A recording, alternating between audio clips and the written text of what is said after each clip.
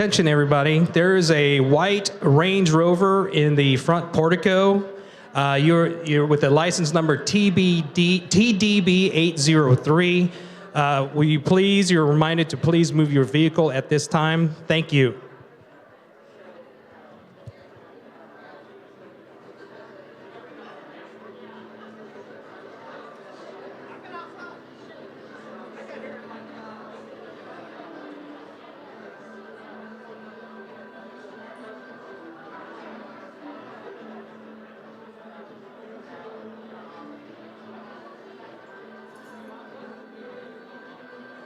Good morning, everyone.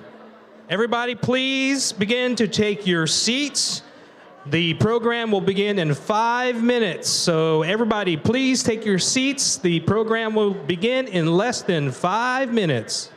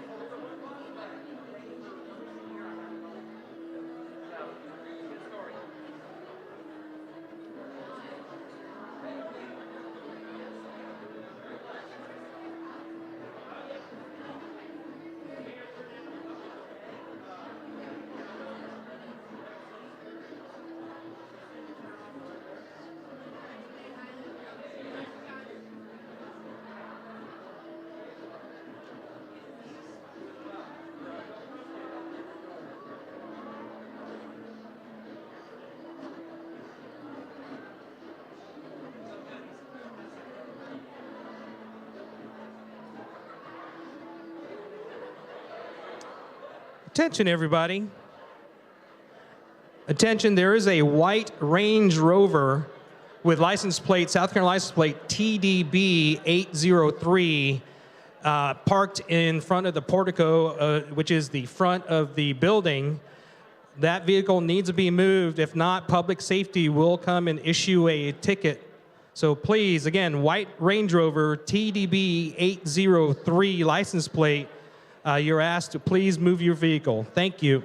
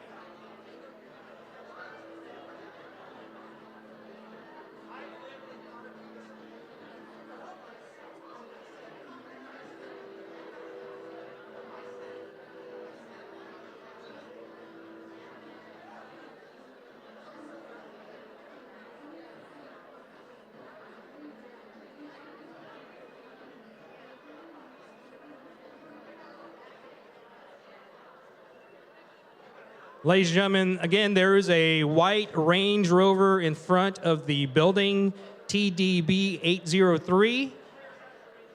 The owner of the vehicle is reminded that it has to be moved ASAP or public safety will come and ticket you and possibly tow you if it is not moved. Again, that is a white Range Rover, South Carolina license plate TDB 803. Thank you.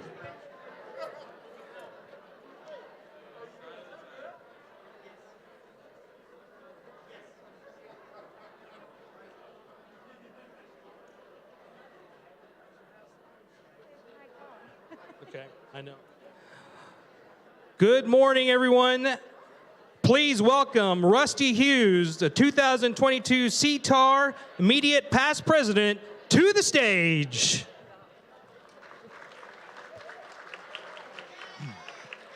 Well, thank you for that smattering golf clap. A lot of energy behind that one. This is, I guess, how the past president gets treated amongst this group, but it's all good. Good morning. I'm excited to welcome everybody to the 2022 residential market update. Absolutely wonderful to see the attendance in person. And I also know that we have some of our members watching virtually, so I'd like to welcome them as well. Remind them that the camera adds 10 pounds. So I've been trying hard this year to lose that. But anyway, I am your immediate past president, and I serve as the RPAC committee chair this year. So if you haven't had an opportunity to stop by the RPAC booth outside, please do so and just get some information. Learn a little bit more about how you can invest in yourself and our profession. So at this time, I would like to introduce our 2022 CTAR president, Mr. John Stroud.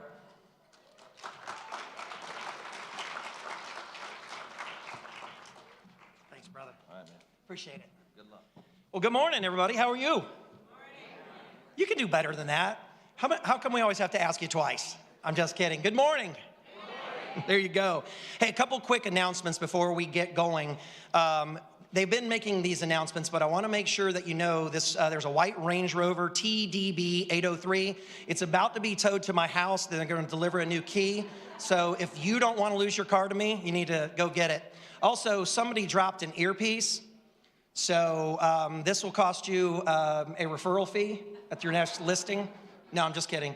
But if this is your earpiece, I don't want you to miss that $1 million call. So please come up and get that. So, well, welcome to this residential market update for 2022. It's good to see everybody in the room. I know we had a group of several people who changed their in-person to online, so we welcome you all as well. We totally understand with what's been going on. So I'm excited to welcome you, and it's good to see all of you. I'm going to read this a little bit of this, so I appreciate you indulging me on that. Due to the rise in COVID cases, though, it is something that Trident Tech has asked us. We want to make sure that when you're in this room, please keep your mask on at all times unless you're eating or drinking. So if you would do that, that is a Trident Tech rule, and we want to make sure that we honor that. So thank you for that. We are also going to share the presentations in a follow-up email, and you'll also be able to find them on the website at charlestonrealtors.com and on our Facebook page. So you don't have to worry, like me, I was always the guy that was taking pictures of the slides. You don't have to worry about that. You can just enjoy. So you may have had a chance to mingle with many of the companies during our sponsor expo, but I'd like to specifically thank some of our 2022 annual sponsors. If you are here representing one of our bronze annual sponsor companies, will you please stand? Thank you. Thank you to all of you. I think they're all represented up here on the screen. If you are here representing one of our silver annual sponsor companies, please stand when I say your name. Ace Preferred Inspections, Ameris Bank,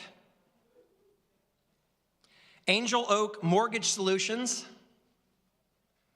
Benchmark Mortgage, Brightway Insurance, Citizens, Dallas Law Firm, Embrace Home Loans, Family First Funding, Guild Mortgage Company, Pulte Group, the Post and Courier, Radiant Home Inspections, Rev Federal Credit Union, and Resource Financial Services. Let's give them a round of applause. Round of applause, thank you. Silver sponsors. If you are here representing one of our gold annual sponsor companies, please stand when I say your name. Atlantic Coast Mortgage, right here in the back, there you go, and Premier Nationwide Lending, also in the back here. Thank you all. Thank you to our gold sponsors. If you're representing one of our platinum annual sponsors, please stand when I say your name. South Carolina Federal Credit Union, got a row right here in the front. The Suttles Law Firm, thank you all, and Nessen. Thank you to our platinum sponsors. Returning for the third year as our exclusive auto sponsor is Audi of Charleston. I hope everyone got a chance to see, especially the blue one out there. That was pretty nice looking, wasn't it? So the beautiful cars they had outside as you came in this morning. Will you all stand if you're here from Audi Charleston? Oh, right here in front, there you go. Thank you to Mr. Bill McDaniels and his entire team. We thank you for that. And finally, our presenting annual sponsor for the 10th year in a row is Weeks and Irvin. Mark, are you here that you can come up and... There he is, Mark. Come forward and say a few words. Mark's usually a really shy guy, so I'm really surprised he's rushing to the stage here.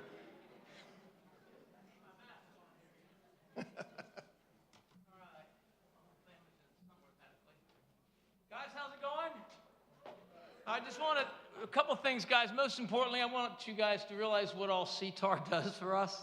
I think I call it CTAR. People don't like me calling it CTAR, but they do so much for us as a group.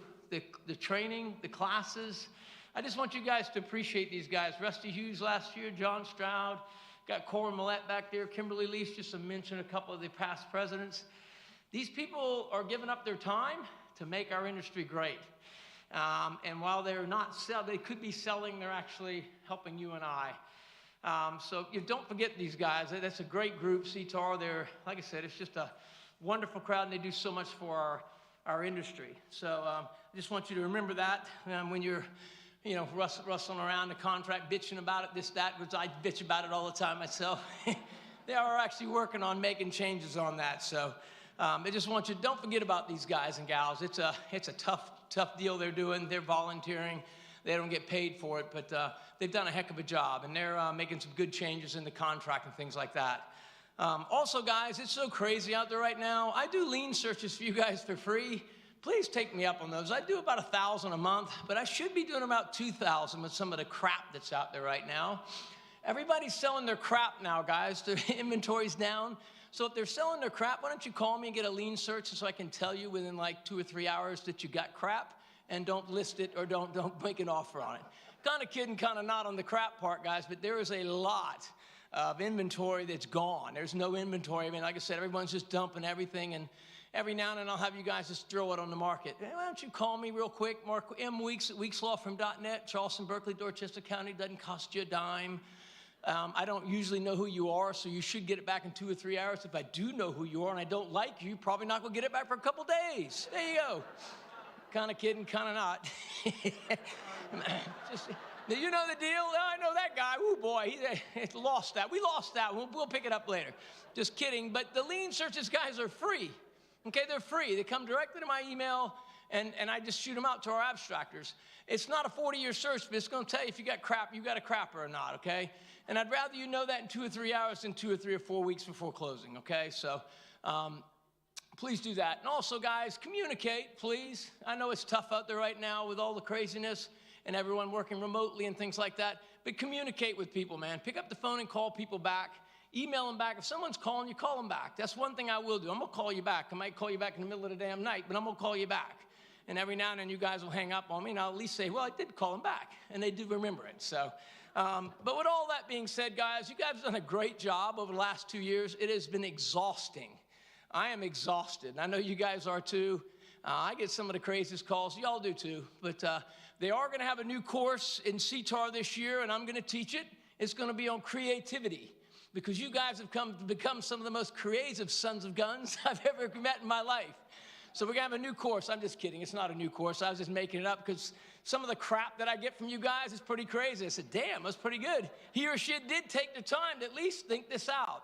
But again, just kind of kidding, kind of not. I want you to have some fun here today.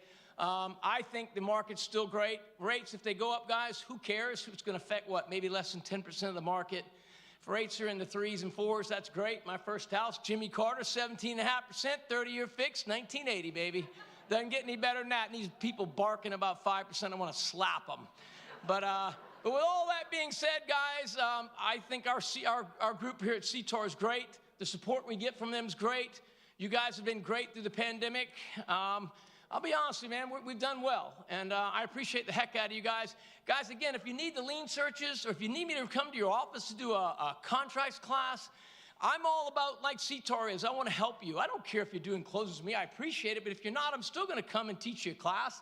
I'm still going to do your lien searches. We're trying to make it better for you. Joe taught a class yesterday, a great class.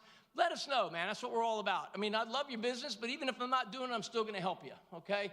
So you guys have a good one, and y'all can stay here, and I'm going home. Be good. Thank you. Be good, guys. Woo! Mark, your mask. I know you want this, don't you? That's okay. There you go. I'm sure glad I spoke before him, because I wouldn't have wanted to follow that. So, wow. But thank you, Mark, as always. Big thank you again for all of our sponsors that are supporting us this year as well. Before I thank another group that's here, I wanted to also say that was a good lead-in to if you are here this morning and you are one of the staff members at CTAR, would you please stand so we can recognize you? There you go. It's Claire, Arthur. Thank you all so much for what you guys do. We appreciate that. We wouldn't have any of this without this. Yesterday when I came here to practice and just make sure everything worked, it was amazing all the things that go into getting an event like this together, and so I just wanted to make sure that you all recognize them. Also, if you are a current or past board member, you serve on either the CID, the MLS, or the Realtor board, please stand up and be recognized as well. Thank you all for your service. Really appreciate it. We got some great folks on the board this year, and I'm really looking forward to working with everybody. It's going to be great. So, another group of people that are sitting in the front of this room are our RPAC major investors. That means that at a level of $1,000 or more, they've invested in RPAC. This is something that's really important. Folks, if you don't know what RPAC is, please make sure there's a booth right out here. It's got a red tablecloth on it with RPAC draped over the front. Check into it. It's amazing what RPAC does for us, and I'd love for you all to be investors if you're not. So, and I am as well. So I do want to make sure I put my money where my mouth is on that. So thank you all to the major investors. If you're a major RPAC investor, please stand. Awesome. Give them a round of applause. Thank you. So this year, CTAR facilitated an exclusive housing study with Andrew Miller, it's the AEG Consulting from Chicago. Here with us to give us more information and introduce the study is CTAR's Government Affairs Director, Josh Dix. Josh?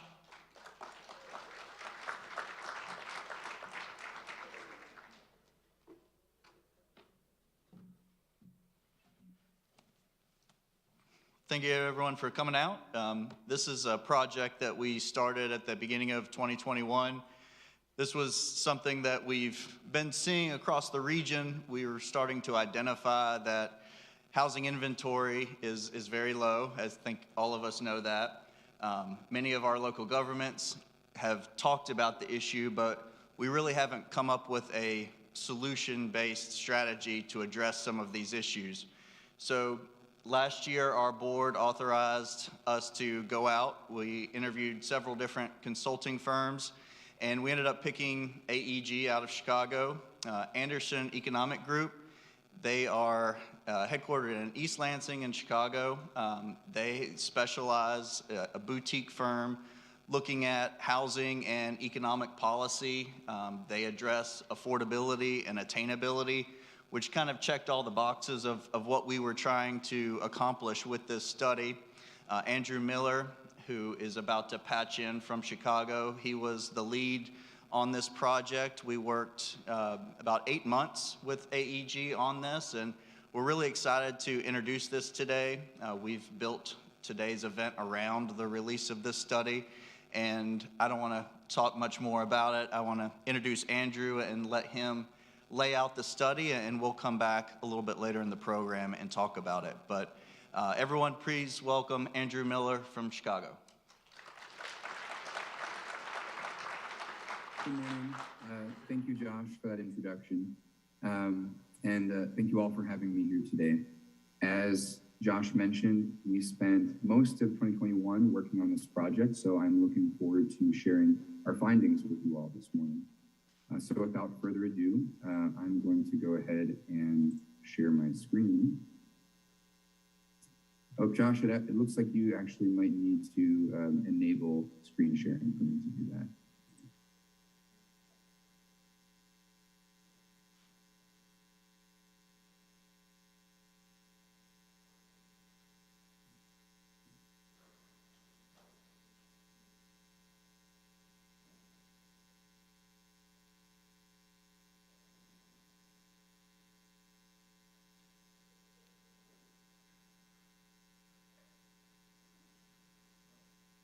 So maybe while I'm waiting to get that screen share capability, I'll just start with a quick introduction to Anderson Economic Group. So, oh, actually it looks like, here we go.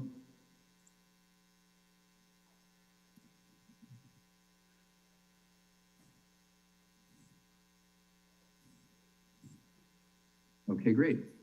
So yes, thank you again. Sorry for that brief hiccup.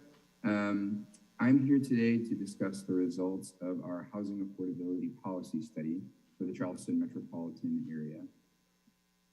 Just to give a quick rundown of what I'm going to talk about today, I'm going to start with a brief introduction to myself and Anderson Economic Group. Then I will discuss the purpose of this project. After that, I'll provide an overview of our findings, including both a housing market analysis and the policy evaluation we conducted. And then I'll conclude with a summary of our work.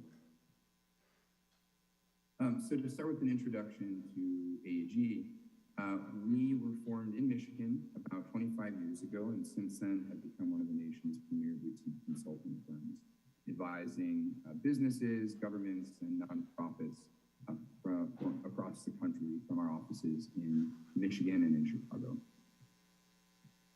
This slide is just meant to provide a brief sampling of the kinds of clients we work with.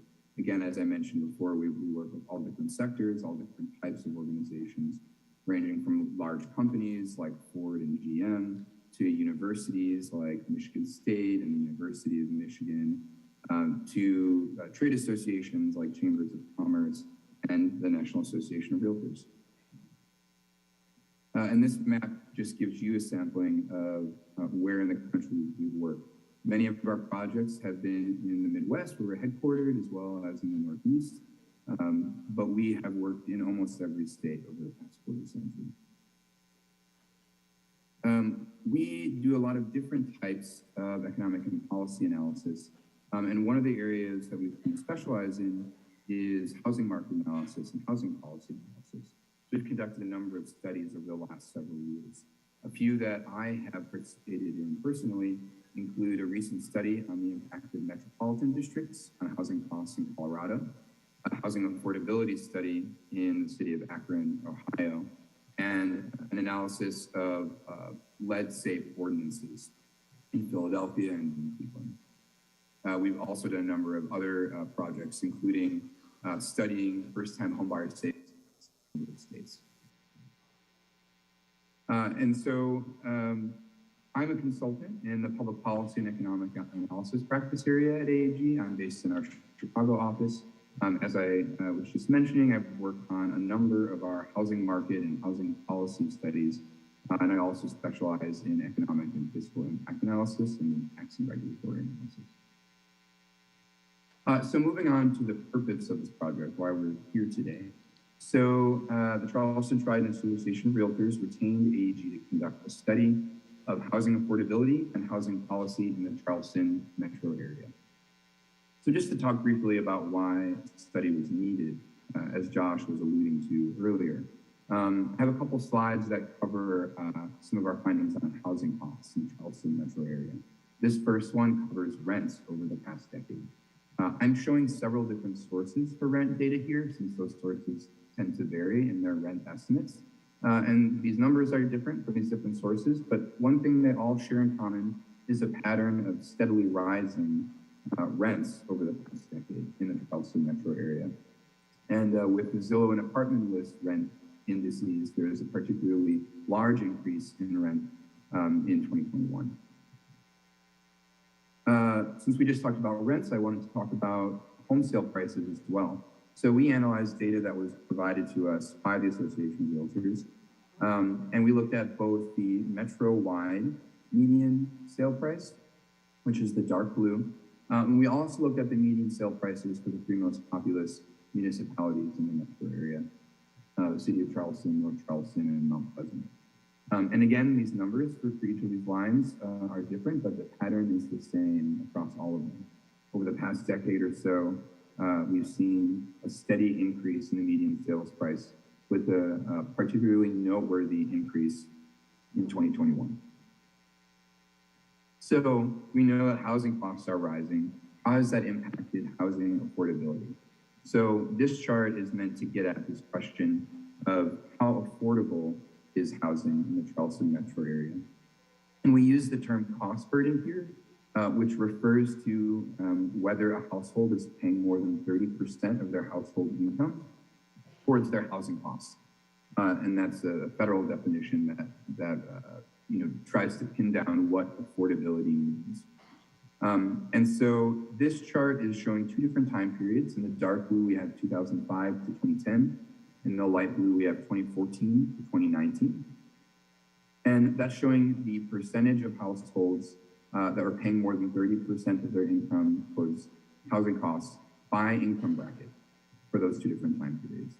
And so what we can see is that for these middle income brackets, households earning between $20,000 on the low end and $75,000 on the high end here, they have actually seen higher rates of people paying more than 30% of their income on housing. In other words, housing affordability has decreased for these households in these income brackets. We can see that's particularly the case for households earning $35,000 to $50,000 per year. In the 2005 to 2010 time period, 39% of those households were paying more than 30% of their income towards rent. In the 2014 to 2019 time period, that was 48%, nearly half of households in that income bracket paying more than 30% of their income on housing costs. So the purpose of our report was to identify housing policy proposals that show promise to address this issue of housing affordability that's becoming increasingly pressing in the Charleston metro area. So what we did was we did a review of all types of policies that have been experimented with across the country, and then we evaluated those policies both in terms of feasibility and for their capacity to make a meaningful impact on housing affordability and youth. So I'm going to move on next to an overview of our findings.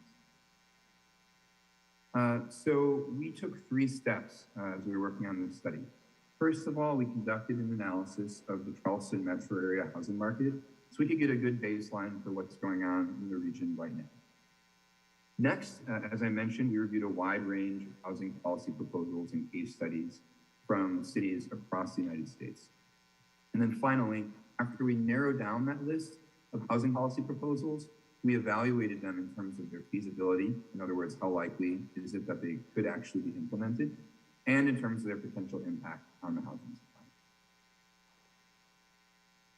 So starting off with the housing market analysis portion of our work, I've already showed you a couple charts from that section of our study, and I'm going to show you a couple more right now.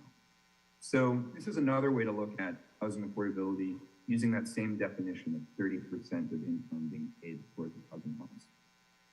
So in 2019, there were 76,000 households in the Charleston metro area that were classified as housing cost prudent. The dark blue is showing the number of owner-occupied households that were cost burdened. The light blue is showing renter households. You can see in 2019, there were more cost burdened renter households than owner households. And at first glance, it looks like things are improving compared to 2010. However, I'd point out that 2010 was in the aftermath of the Great Recession. And actually, while we've seen a significant decrease since then in the number of owner households that are cost burdened, the number of renter households that are cost burdened in the light blue has only decreased slightly. If you look further back at the year 2000, you can see that there are actually 30,000 more households considered cost burdened in Charleston in 2019 than there were 20 years ago. And so it's really important to think about that as well over the past 20 years, just how much housing affordability has decreased in the region. The next slide is looking in a little more focused way at the housing supply in the Charleston metro area. So what this chart is showing is the owner-occupied housing supply in terms of months of supply of homes on the market. And it's comparing that to the median sale price using data that was provided to us by the Charleston Trident Association of Realtors. And what you can see is it's the same pattern that sort of emerges again and again from these charts, which is over the past decade or so, we see a steady decrease in supply and a steady increase in the median sale price. And just like in those other charts, we see that pattern really grow even more sort of exacerbated since the onset of the pandemic. You see a pretty big, rapid increase in median sale price and a very steep decline in the months of supply of homes on the market. And so if we think about 6 months of supply right up here as being sort of an industry standard, you can see that the region's housing market has been below that since at least 2018 or 2019, and it's been significantly below that as of the first half of 2021. And just to put some numbers on this chart, home sale prices rose 12.5% in the first 6 months of 2021. Rents rose by about 14% in the same time period. So there certainly seems to be an issue with supply that may be contributing to increased housing costs. So next, I'm going to move on to our policy evaluation. We took 3 key steps. We identified 3 key steps to improving housing affordability in the Charleston region. The first was building capacity to advance housing affordability. The second was increasing funding for affordable housing. And the third was allowing for greater residential density. So I'm going to talk about each of these sections in a little bit more detail. So capacity building was the first step that we identified. And there are 2 main pieces here. The first is building greater regional collaboration across the metro area to advance both advocacy for affordability, but also just greater awareness and greater access to technical expertise to make housing affordability happen. So what some other metro areas across the country have done is build formal partnerships of different stakeholder governments and other entities. They've created dashboards. They've distributed technical information to help advance knowledge needed to meet affordable housing goals. And we believe that that's an opportunity to increase housing affordability in the Charleston region by improving that regional collaboration. Another one is streamlining local regulatory processes for developers, particularly for affordable housing developments.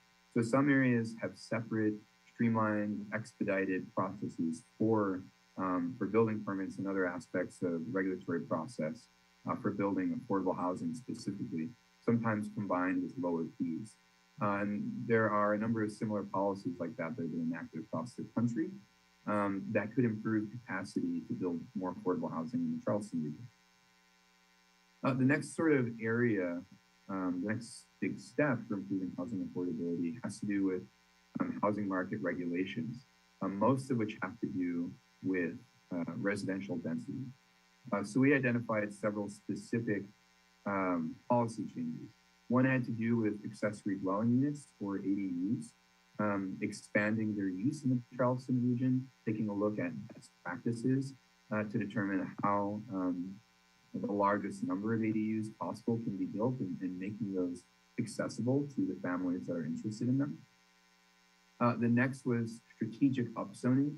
So thinking about areas where it makes sense to allow more than just single family homes, understanding that there's a big demand for housing in the region, and that restrictions on multifamily housing, even very small multifamily buildings like duplexes, can further constrain supply. Next was transit-oriented development, looking ahead to the Low Country Rapid Transit bus rapid transit system in the Charleston region, and thinking about how to enact policy change to make sure that housing development is maximized to meet future demand along that route. And finally, revisiting loopings, specifically in the city of Charleston, to boost affordable housing there. And this is just an example to give you a taste of what you can see in the report. This is an example of the type of analysis that we did on these housing market regulations. This is a map showing existing zoning in the city of Charleston within a quarter mile of the Low Country Rapid Transit line. And this is just showing that there are certainly opportunities where there are residential parcels that are currently zoned for single family only in an area that's going to see an increase in demand once the transit line is complete, as well as parcels that are not zoned for residential at all that may be good opportunities for mixed use development in the future. The next main step had to do with funding and land asset management, resource management overall. So a few of the things we looked at in our report were the establishing a housing trust fund to provide a big influx of funding to build affordable housing in the region. The next was establishing a region-wide land bank to try to return residential parcels that are vacant to productive use. And finally, exploring a short-term rental tax to help generate some new revenue to build affordable housing in the region. So again, here's another example of the kind of work you can see in our study. This one dovetails nicely with the previous couple slides because it also relates to the future bus rapid transit line in the region. So this map in red is showing the planned route at this point in time. And then it's showing all of the vacant residentially zoned parcels as of 2015, the last year for which that data was publicly available. In orange, you can see privately owned vacant residential parcels, and in purple, you can see publicly owned vacant parcels, which may provide opportunities for public-private partnership to build affordable housing along the transit line in the future. I want to just briefly conclude with some final thoughts. So I'm not going to go through each of these numbers in detail, but I did just want to share this table shows sort of the final summarized results of our study, looking at all of the different types of policy changes that we identified as most promising, identifying what the implementation barriers are, as well as the rough magnitude of the impact in terms of the number of units that could be added to the local housing supply. Thinking both about new market rate units as well as new affordable, that is to say, rent or income restricted units. And just because there are implementation barriers here doesn't mean a policy shouldn't be pursued. It's just important to understand if a policy is going to take a lot of effort or a lot of political capital or a lot of time to get implemented, it's important that that policy is also going to have a large enough impact, a large enough return on investment for that effort. And generally what we've seen in the policies that we identified here is that we looked at policies that may have had higher implementation barriers in terms of feasibility, but those same policies also had a greater potential for impact in terms of the number of units added. And as you can see at this table, which you can explore in more detail in our report, there is a pretty big variety from policy to policy in terms of both implementation barriers and potential impact. Overall, all of these policies taken together could add thousands of new units to the housing supply over the next 5 years or so. And so just to leave you with some key takeaways, housing costs are rising and affordability is a growing issue in the Charleston metro area. Policy changes and new funding could increase the affordable housing stock. And the policy proposals that we identified in our study vary in their feasibility and in their potential impact. That's all I have for you today. Thank you again for inviting me to share the results of this study with you. We were excited to have this opportunity, and we hope it contributes to efforts to improve housing affordability in the Charleston metro area in the coming years. If you have any questions, Josh has offered to get those questions from you and share them with us, and we'd be happy to try to answer them. So thank you again. Well, thank you, Andrew. Just give it up. So it's my pleasure now to welcome our keynote speaker. We're welcoming back the expert economist who has joined us for our last few market updates and knows our market well. Dr. Joey von Nessen is here with us again today to share his knowledge about the trends in the global, national, and local economic and real estate markets that affect all of our businesses. Dr. von Nessen is a research economist in the Division of Research at the Moore School of Business, where he conducts economic impact analysis, forecast, survey research, and other applied work involving regional economic modeling. Dr. von Nessen also specializes in housing economics and residential real estate and provides economic and marketing research to clients in both private and public sector. He regularly speaks to businesses and government leaders throughout the state of South Carolina. Now, Joey's going to speak for about a total of 40 minutes, but the last probably 5 or so minutes of that is going to be for us to ask some questions. So pay attention, and I welcome to the stage Dr. von Nessen.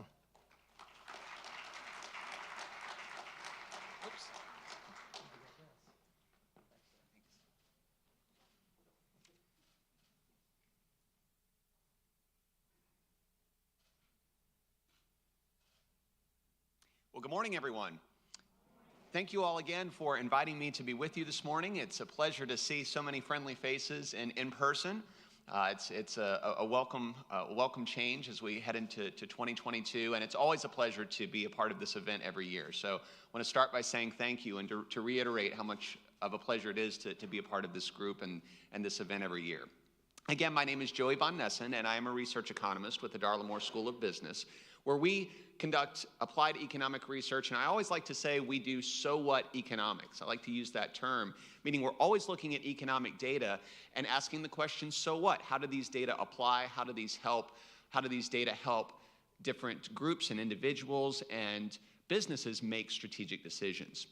And of course, the first step in making a strategic decision is understanding the market landscape, and that's what we're going to be talking about today. The changes that we've seen in the South Carolina and U.S. economies over the past 18 months or so, where we are today in January of 2022, and where we're headed as we move forward into 2022 with respect to our local economy and, of course, with respect to housing markets in particular. And as we get things started, I think it's important to really frame where we are relative to the trends of the last decade or so. What makes the last 18 months different, and where are we today? And I think a helpful way to think about this is to consider that we really hit the pause button on a decade-long expansion, if we think about it, in early 2020. Because right before the pandemic began, in February of 2020, we were coming off of a decade-long economic expansion, about 128 months of consecutive economic growth in the United States, going all the way back to the summer of 2009. And that expansion ended, as we all know, because of the pandemic, which makes it very unique, makes that recession very unique, because it was ended by an external factor that had nothing to do with the economic fundamentals of the economy, which at the time were very strong. Because, of course, as we all know, it was the result of an imposed government shutdown. And so what that meant was that when the economy reopened, the economic fundamentals were in place so that we could see much more rapid recovery than we would normally expect following a standard economic recession. So the conditions were very, very different going into the pandemic. The end of the previous expansion and the recession itself was caused by a very different factor than we'd seen before. And so that influenced the pace of recovery. And we can actually see that very clearly as we look at the recovery path over the last 18 months or so. So this graph here just gives you an illustration of the difference between the recovery that we saw following the Great Recession in 2008 and what we've seen over the last 18 months or so. So in red there, you can see that it took us a full 6 years in South Carolina to recover all of the employment losses that were incurred following the financial crisis in 2008. By contrast, we're now already within 2% of our pre-COVID employment levels, where we were back in February of 2020. So this has really been a V-shaped recovery pattern that the South Carolina economy has seen over the last 18 months or so. Very, very different from what we saw following 2008, and indeed, also with respect to most previous recessions, simply because the causal factors were so different. And so what that means is that as we enter 2022, this is really a silver lining to the government shutdown in the sense that we've been able to recover much quicker as the economy has reopened. And in a real sense, we are on the verge of being able to push the play button on that great expansion once again. So if we think about the expansion over the past decade, the economy being in very good shape going into 2020, hitting pause, and then this 18 months of recovery, and we're now in a position where we're able to resume economic activity at the levels that we had seen previously. And I'm going to show you some data for this to illustrate that by most economic metrics, South Carolina has either fully recovered or mostly recovered from the losses that we incurred during the pandemic, during that government shutdown in 2020 between about February and April, that 60-day period. And we're essentially off to the races again in 2022. Now, where is the evidence for this? How can we see this specifically? Well, we can break down the market. Economists always like to break down the market in terms of supply and demand, right? We get down to the fundamentals. We want to get down to the basics and really examine what the economy looks like on both sides of the equation here. So first, let's talk about supply. Let's talk about the supply side and the recovery that we have seen in the supply side of the economy, specifically with respect to labor supply. Because as we all know, labor supply has become an important discussion surrounding the labor shortage that we are all familiar with, that we see all over South Carolina, all over Charleston, and indeed all over the United States. So if we look at labor supply and look at employment trends, this is a similar snapshot to the graph I just showed you, but focused more specifically just on this employment recovery that we've seen since 2020. And you can really get a good feel for how far we fell in South Carolina and how much recovery that we've seen. So you see the dramatic decline in jobs in between February and April of 2020, followed by that V-shaped recovery pattern where we saw a very strong market recovery throughout 2020 and into 2021.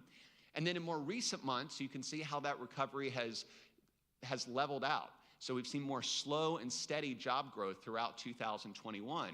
And that is what we want to see. We want to see very steady recovery and very steady gains as we move forward. And in the aggregate, when we put it all together, as you see here, we are still down about 1.7%, but we have recovered a majority of the jobs that we have lost. So we're in striking distance of pre-pandemic employment levels in South Carolina. So this is very positive news, a very fast recovery, and indeed a V-shaped recovery pattern that we've seen in South Carolina as a whole. We could also break this down at the industry level and get a feel for what this looks like for different major industry sectors in South Carolina. And many sectors have actually fully recovered. So most industry sectors have either fully recovered or have come close to full recovery within about 2 percentage points. And I'm not going to go through each industry here, but this just gives you a feel of where the recovery status sits for each of the major industry sectors in South Carolina. So the percentage at the top of each bar there just represents the employment levels today relative to where they were back in February of 2020. And if it says 100%, that means at least 100%. In most cases, the actual employment levels are above where they were before the pandemic began. So as you can see, 2 major sectors, construction, of course, we see higher employment levels today. The other major sector that has seen the most growth is the logistics sector. Of course, not surprising given that more people have been staying home, working from home, and buying goods online from Amazon and Walmart and others. And so if we think about the logistics sector as a catch-all term for everything related to transportation and distribution and warehousing, right, all of those jobs have seen a significant uptick, and demand has seen a significant uptick over the last 18 months or so. So again, most industry sectors are within striking distance of pre-pandemic levels of employment. Some sectors have already made it. The one key exception, though, of course, is leisure and hospitality, which you can see is still about 9 percentage points away. But even in this case, we've seen very strong recovery of leisure and hospitality throughout 2021. And the reason they're so far behind everybody else is because they fell so much harder. They lost 50%, literally half of the jobs in leisure and hospitality were wiped out in South Carolina between February and April of 2020. So they had a much deeper hole to climb out of following the reopening of the economy in April of 2020. And so they're still a bit behind, but nevertheless, they've seen strong growth throughout this year as well, moving in the right direction. Some other measures of the supply side of the economy and the labor market. We can look at unemployment insurance claims in South Carolina. This is a measure of the number of unemployed people, the number of workers who are being laid off, and the numbers who are staying out of work for an extended period of time. And if we look at initial claims and continued unemployment insurance claims, by both metrics, as you see here, levels are now below the levels that they were at in February of 2020. So initial claims are below where they were in February of 2020. Initial claims meaning or being a representation of the number of newly laid off people when they go in to the Department of Employment and Workforce to file for an unemployment insurance claim for the first time. So these initial claimants representing newly laid off people. Again, levels below where they were in February of 2020. And then the other measure here is continued claims, meaning people who file more than once. So this is more of a broad measure of total unemployment in South Carolina, people that file for unemployment on a regular basis while they are looking for work. Again, by this metric as well, below where it was in February of 2020. So back to much more healthy labor market metrics when we look at unemployment insurance claims. And then we could look at more traditional measures of the labor market in South Carolina. Everybody, of course, familiar with the unemployment rate, perhaps the most cited statistic when looking at labor markets, either locally or nationally. And this just tracks the unemployment rate in South Carolina over time, again, going back to pre-pandemic levels of unemployment. And you can see that we peaked at 11.5% in April of 2020 and have had a steady decline since then. And unemployment in South Carolina currently, as of November, which is the latest month for which we have data, is now at 3.7%, which most economists consider to be at full employment. So we are in a very strong position now in South Carolina, a very strong labor market overall. Not quite down to 2.4%, which is where we were before the pandemic. But in both cases, these are historic lows for South Carolina. 2.4% was the lowest unemployment rate in South Carolina's history when we were there. And we're getting closer and closer to that metric now. So again, unemployment rate, the unemployment rate metric looking very good in terms of a measure of the labor market as a whole. And then finally, we can also look at the size of the labor force itself. And the size of the labor force is the total population that is either working or actively looking for work. And we want to see more people coming back into the labor force, more people looking for work, because workers, as we all know, are so desperately needed right now. And we can see that the labor force, again, fully recovered, and in fact, about 1.7% higher than it was in February, or rather January of 2020. So another measure, thinking about metrics getting back to pre-pandemic norms, getting back to the norms we were at before the pandemic began, the labor market in general is moving in that direction, and the labor force itself is significantly elevated from those pre-pandemic norms back in January of 2020. So the labor force moving in the right direction itself. And this is actually fairly unique for South Carolina, because in most states, this is not the case. The labor force is still significantly depressed compared to January of 2020. We're only one of 12 states that has seen a full recovery of the labor force itself. So we can actually map this out and just look at where South Carolina stands relative to the nation as a whole. You can see the other 11 states where the labor force has fully recovered. And in fact, we're the only state in the Southeast where this is true, except for Florida. And so that begs the question as to why, of course, what's going on in South Carolina that's different.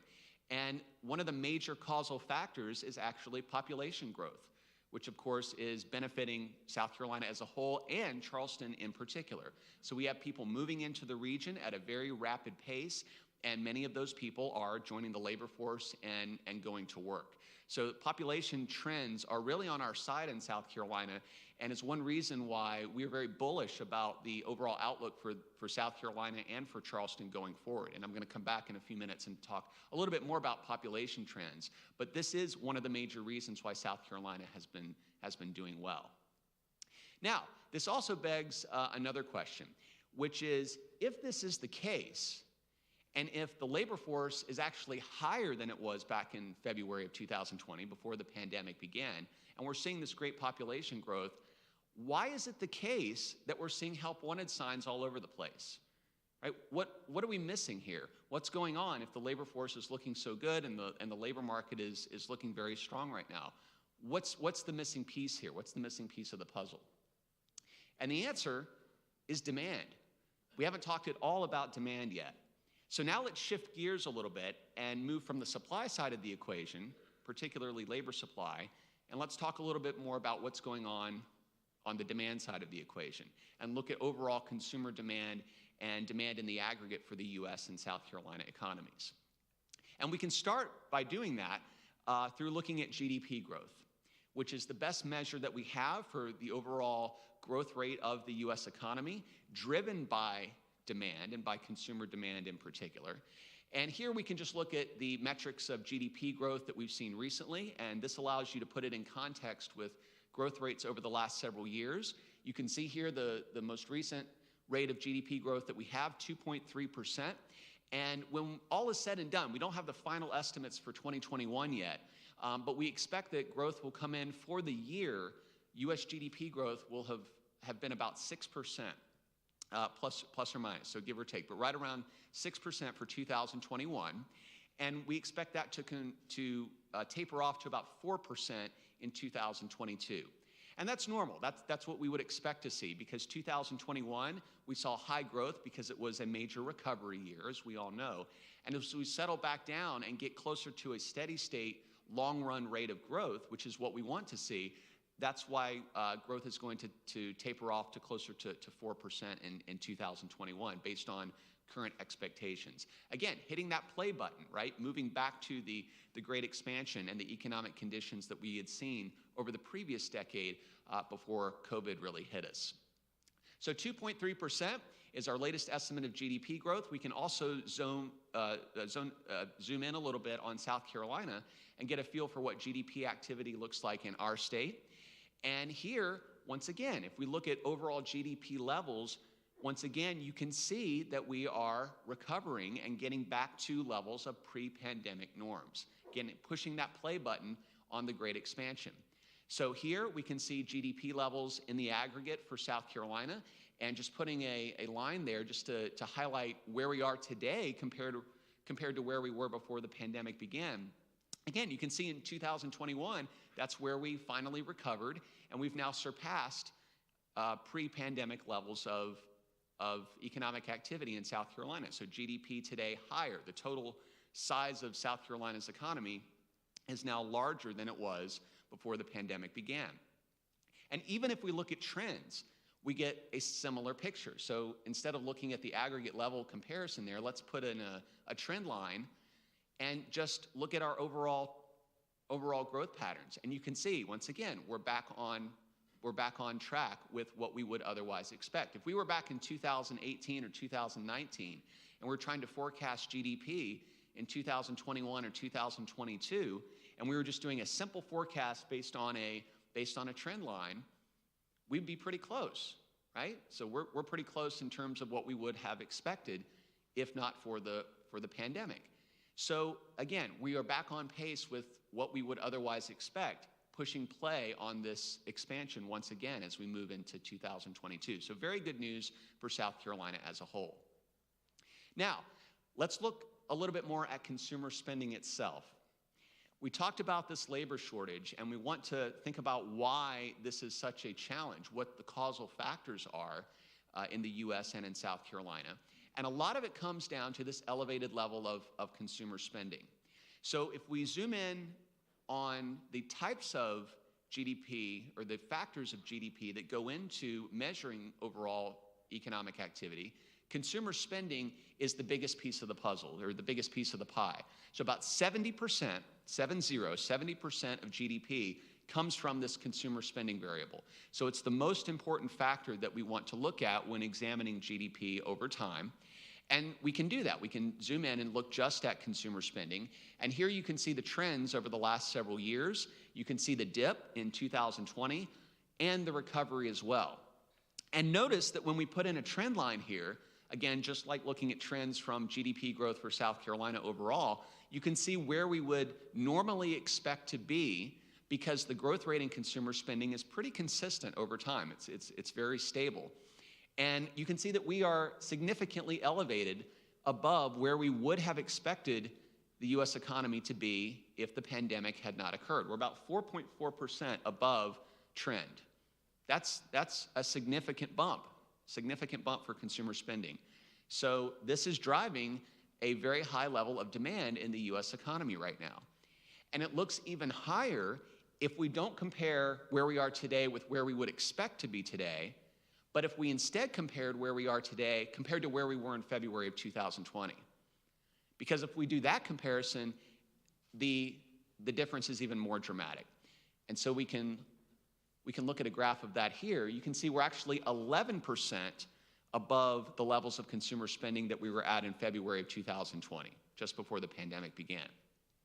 Now, let's compare supply and demand.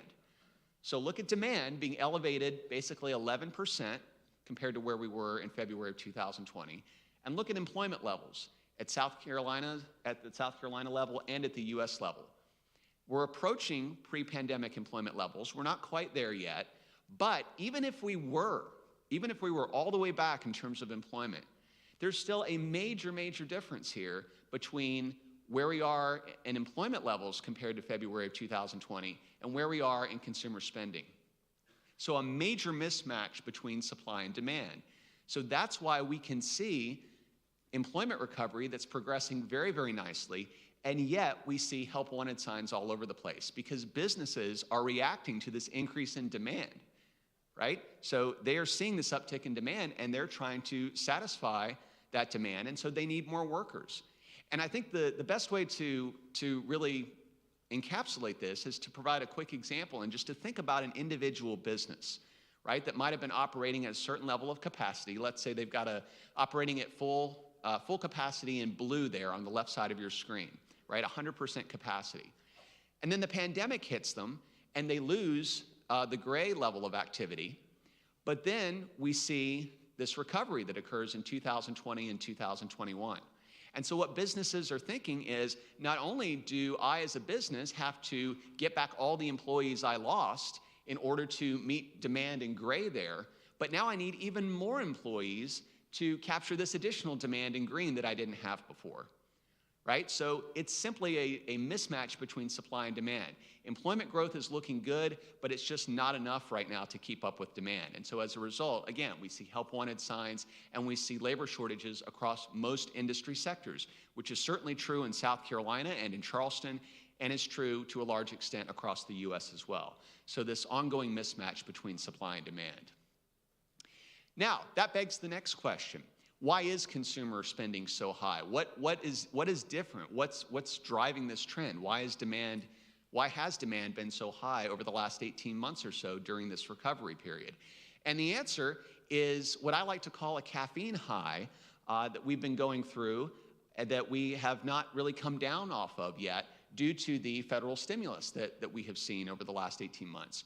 As we all know, trillions of dollars have been pumped into the national economy in terms of stimulus overall in order to help prop the economy up and to keep it moving while the economy was shut down and in the aftermath of the early parts of the recovery. And this has taken many forms. This has taken the forms of stimulus checks. It's taken the forms of child tax credits. It's taken the form of extended unemployment insurance benefits and higher benefits. And this has all been geared towards helping keeping the economy going throughout 2020 while it was recovering, particularly during the high periods of unemployment. But as a result of that, we've seen very high levels of demand that have come about, particularly as we've seen employment recovery. And so we're now in a situation where demand is being driven not only by individuals spending their wages that they're now earning, because we see the labor market in a very positive environment right now, or a positive place, but also those stimulus dollars are also being spent. And so you put those two together and you see very high levels of demand, or what I call really a caffeine high that the US economy has been on, and now it's starting to begin to wear off. Now we can see this explicitly in the data. Over the last year or so, as we've seen these stimulus dollars go directly to Americans and go directly to the pocketbooks of Americans. We see this in terms of disposable personal income, which has been significantly elevated over historic norms. Again, think about these trends over time, very stable trends in general in terms of growth patterns. And you can see, following the beginning of the pandemic, a radical departure from previous norms, again, because of these stimulus dollars, disposable income going up. We're still above trend, about 2.6%. And this means more money for Americans to use, and they are spending that money in the economy, and we're seeing elevated demand as a result of that. Notice also that this is coming back down. It's still elevated, but not nearly to the level that it was back in 2020 and early 2021. So we see a bump in disposable income, and now it's beginning to taper back off, right? So it's coming back down. We see a similar pattern if we look at savings rates for Americans as well. So here you can see the personal savings rate tends to be pretty stable over time, but again, significantly elevated following 2020 and into 2021. Now coming back down, still slightly elevated above historic norms, but elevated nonetheless. So by both measures, whether we're looking at disposable income or looking at savings rates, we can see how the stimulus dollars have put the American consumer in a very good financial position. And in fact, we see Americans in better financial shape now than they've been in quite a period of time. So the federal stimulus helping to generate demand and support the demand, and certainly the elevated levels of spending activity that we've seen over the past 18 months or so. So what does this imply for 2022? Well, one thing it implies, as you see here, is that we expect that consumer spending may begin to taper off, because as this federal stimulus works its way through our economy, as it has been in 2020 and 2021, we see that it's going to start to wear off. In fact, it already is. We see disposable income and savings rates slowly coming back down to pre-pandemic norms. And that means that as we move forward, consumer spending is going to be more based exclusively on labor income. It's going to be based off of a strong market, a strong labor market, which is what we want to see. We want to see a market environment that is standing on its own, that's a healthy market environment, and that is reemerging. Again, getting back to this theme of pushing play on a great expansion that we were in up through 2020. So this is actually a good thing. So consumer demand tapering off a bit in 2022. We're not talking about any type of decline, just getting back to more pre-pandemic norms with respect to long-run growth trends. So one expectation that we are looking at as we move into 2022. All right, so let's change gears then a little bit and talk more specifically about how this impacts housing markets. So we've talked generally about the supply side of the equation, we've talked about the demand side of the equation, and we've talked about the significant mismatch between the two and how this is explaining why we're seeing such a labor shortage right now, given the fact that labor markets are actually in a pretty good position, that people are coming back to work. COVID, of course, is still part of this. Many people are still not able to go back to work because of health-related concerns. And we see, of course, the Omicron variant that's now making its way through. But more generally, we see a major mismatch between supply and demand that's also a primary factor that's driving a lot of these unusual trends that we're still seeing in the U.S. and South Carolina economies. All right, so let's then talk about housing. What's going on with housing markets and how this influences what's going on in South Carolina and in the Charleston housing market. And we can start out by looking at MLS sales activity and just tracking what the growth has looked like in terms of sales over the last several years. This shows you a rolling 12-month average of sales activity in the Charleston market, just to give you some perspective on where we are today compared to where we've been over the last decade or so. And I'll just put some arrows on this graph. There we go. And just to give you a sense of how we can really break this down, I think it's helpful to break what's been happening down in terms of growth into 4 phases over the last decade or so, because that gives us some shape and some perspective of how to think about growth rates that we've seen.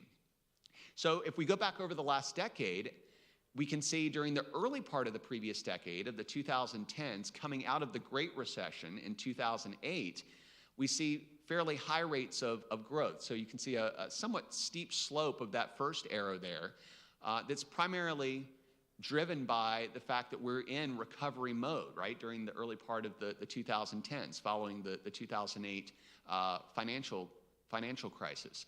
And so we see high rates of growth as we recover. Then beginning in about 2016 to 2017, we see the slope of the line go down just a little bit. So still positive growth, but getting more into a steady state or long-run equilibrium of growth as the process of recovery ended and we hit a genuine economic expansion, where we get to the point where we've recovered most of the losses from the previous recession in 2008, and we chart new waters beginning in, again, the 2016-2017 period. That, of course, then gives way in 2020. We see a very short-term decline, followed by a significant increase in sales, as we're all familiar with, in 2020, which you see here, and then a slight decline beginning in 2021, specifically the second half of 2021. And so it's this last piece that I want to focus on a little bit and get into more detail on. So 4 phases here that we can see, and we can actually look at some specific numbers as well, just to give you a sense of what the specific growth rates look like. So 2021 was by far the best year on record, at least in recent history, for the Charleston market. So we can see sales activity up about 9% compared to 2020 when we look at year over year. And that's coming off of an even stronger year in 2020, about 17% growth overall.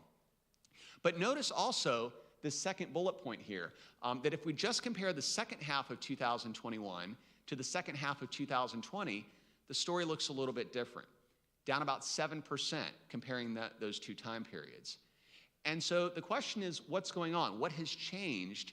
Are we seeing a tapering off? What has explained this deviation here, and what does that imply for 2022?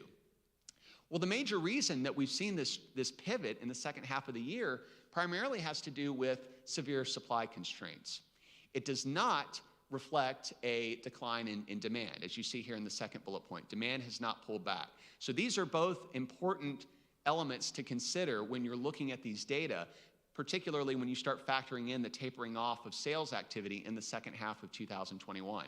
It's not a reflection of demand, it's a reflection of the supply constraints that we're seeing. And of course, you're all familiar with this, you see it every day, and we see this in the data very, very clearly. As you see here, pending sales significantly exceeding the number of active listings. This was true last year when we got together, and it is even more true this year. This problem has gotten, this has been exacerbated over the last 12 months or so. Inventory levels now in the Charleston market down to about 1 month. We typically think about a quote-unquote normal housing market having inventory levels of closer to 6 months, now down closer to 1. So again, just different metrics illustrating the fact that supply constraints are still with us and will likely be with us for the foreseeable future, at least through 2022. And this is what's primarily driving this change in sales activity. It's not due to a pullback in demand. Another way that we can see this, looking at the data, is if we look at days on market and the changes that just this one metric has seen in the last year or so. So days on market has been going down significantly, and this has been true at the national level and in South Carolina and in Charleston. And just look at the difference here. So a decline in the average days on market for the U.S., about 26% or so over the last 12 months, but closer to 69% in Charleston. So a major change, right? Just reflecting this supply constraint that we're currently seeing. Now, one other way we can measure these differences in supply and demand, and one other way we can see that this is more of a supply constraint than it is a reflection on changes in demand, is the fact that we're seeing median sales prices go up in Charleston even at a faster pace in 2021 than we did in 2020. And again, we put some historical data in here as well, just tracking the last several years just to put these numbers into perspective. So you can see in 2020, the highest rate of increases in the median sales price that we'd seen in recent years, and that was even topped in 2021, over 15%, about 15.4% overall. And so what does this tell us in terms of the relationship between supply and demand? Well, if we were really seeing a pullback in demand, we would expect that the median sales price would not be increasing, at least not as dramatically as it is shown here, because if sales activity were going down because demand were coming down, we would expect for the median sales price to be leveling off as well, or at least the growth in the median sales price. And that's not happening here. So again, another reflection of the fact that the sales activity changes that we're seeing reflect more supply constraints than it says anything about a pullback in demand. And one final way that we can look at this, just again to give you some perspective on the changes in pricing in the Charleston market, is to look at a distribution by price point. Now, there are a lot of numbers here, so we're not going to go through each one of them, obviously, but I want you to pay attention just to the last row there at the very bottom where the arrow is, because what this shows us is the distribution of sales by price point. So that last row shows the percentage of sales in the Charleston market for each year going back to 2011 that sold for more than $500,000. And you can see that's been, as you would expect, steadily ticking upwards over time. But as we've highlighted in yellow here, you can see that the increase between 2016 and 2021 over the past 5 years far higher than it was in the previous 5 years between 2011 and 2016. So again, we can measure the median price increases in a variety of ways, but this is a way you can see it more clearly, looking specifically at different price points, and in this case, looking at the 500,000 plus price point level in the Charleston market. All right, so what does this imply about 2022? What can we expect going forward? Looking at the economy as a whole, looking at what's been going on in the Charleston housing market, what does that tell us about this year coming up? What can we say?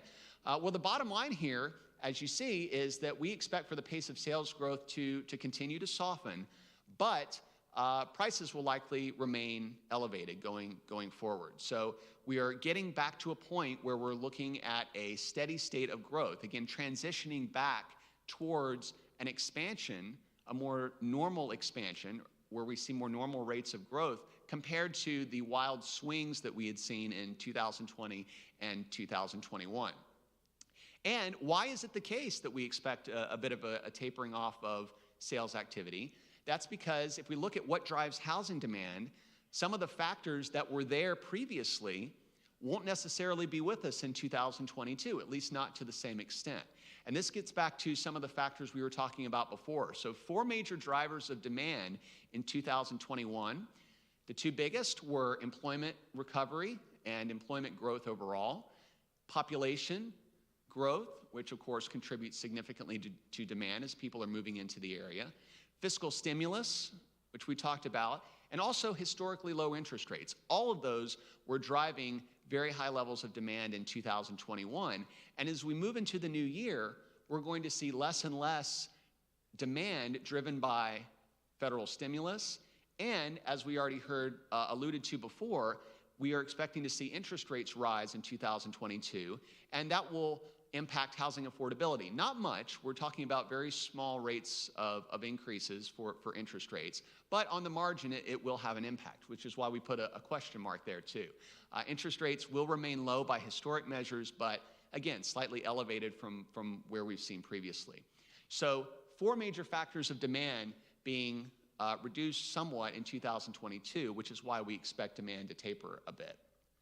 And then looking more generally at 2022, what are other factors that we need to be considering, that you all need to be monitoring? In the short run, in South Carolina, we see high inflation as the biggest economic threat for South Carolina in 2022. But the biggest long-run threat, or the long-run challenge, has to do with these ongoing labor shortages. And one of the things that is important to recognize is that these ongoing labor shortages is not something that's going to be solved in 2022. This is going to be likely a bottleneck for growth on South Carolina for the foreseeable future, probably for the bulk of the 2020s.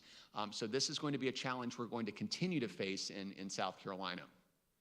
So just a couple of quick comments on both of these elements. First, if we look at inflation, why is that a threat in 2022? One reason is that it's already having practical implications for South Carolinians. If we look at wage data across industry sectors, what we've found is that about 40% of the South Carolina workforce has seen an erosion of their purchasing power in the last year because of the high rates of inflation that we've been experiencing in the United States.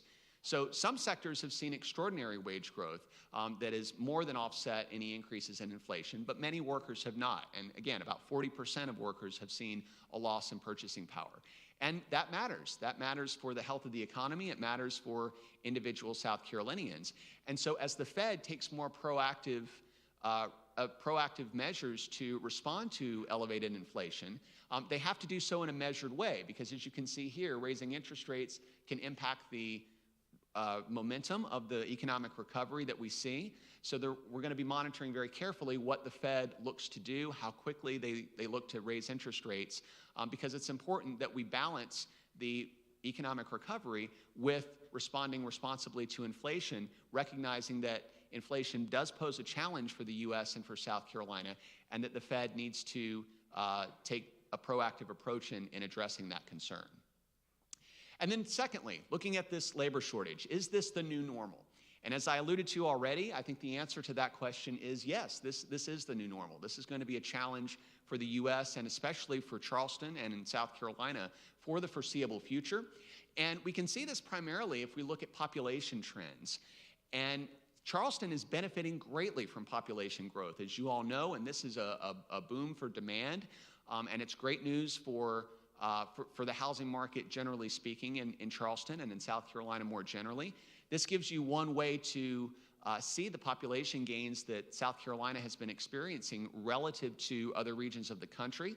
If we look over the past decade, South Carolina is actually ranked 3rd in terms of its net migration ranking. As I mentioned before, South Carolina ranked 2nd in terms of the rate of population growth in 2020. 2nd behind Idaho, believe it or not, of all states. And we can maybe talk about why during the Q&A period. But yeah, so South Carolina very much benefiting from population and migration, and Charleston being the primary recipient or the beneficiary of that immigration. Great for demand overall. So that's the good news, but that actually contributes to an increasing worker deficit and makes it more of a challenge, makes this labor shortage more of a challenge in South Carolina and in Charleston than in most other parts of the country. Why? Because a majority of the people moving in are not of primary working age. Most of them are over the age of 55. We estimate about 2 in 3 are. So just think about this from a very basic standpoint. Imagine 3 new people moving into South Carolina. All 3 of them are going to be home buyers, potential home buyers. All 3 of them are going to be consuming goods and services. But only one of them, on average, is going to be planning to work for any extended period of time. So that's going to make this supply and demand mismatch even greater over time. So that's why we can see that demand is going to be strong, that this is, again, good news for housing markets for demand purposes, but it does create a challenge for workforce needs going forward. And again, I reiterate that this is going to be likely the major bottleneck on growth for the next decade, and the major challenge that South Carolina faces and needs to be proactive in order to effectively respond.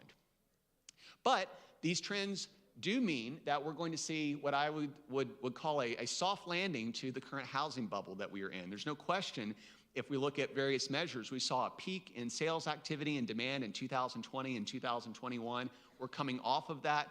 We're coming off of that bubble, but it is a soft landing. We expect demand to taper in 2021, but when we say taper, we mean get back to a more healthy, normal rate of growth over time, back to pre-pandemic norms, and that's a good thing as we move forward. So a soft landing to some of the unusual activity that we've seen over the past 18 months.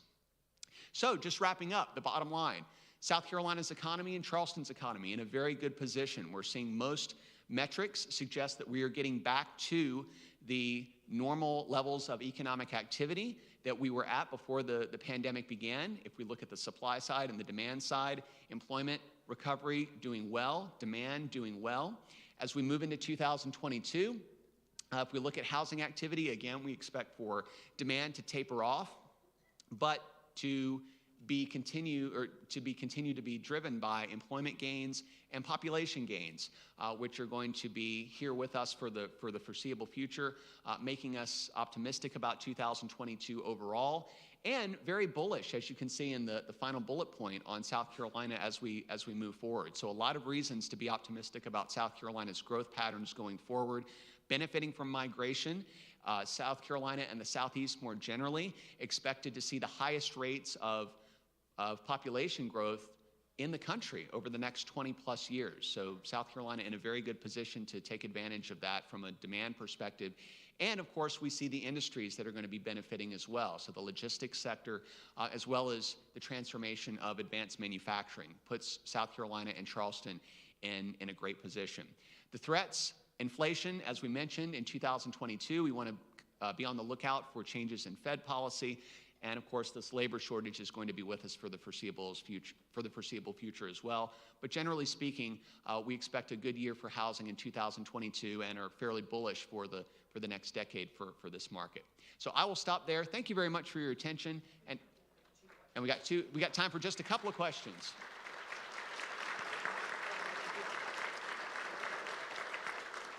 And if you do have questions, if you can come down to the microphone, I think we have one in the front here.